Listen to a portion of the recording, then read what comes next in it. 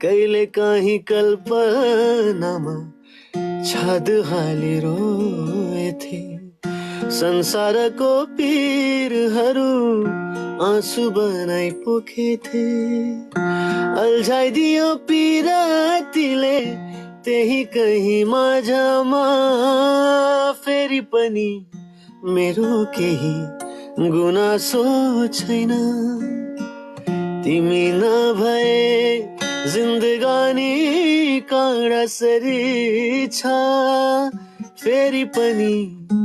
मेरो केही गुनासो छैन थ्याङ्क यू एपिसी तिमी नभए जिन्दगानी काँडासरी छ फेरि पनि मेरो केही गुनासो छैन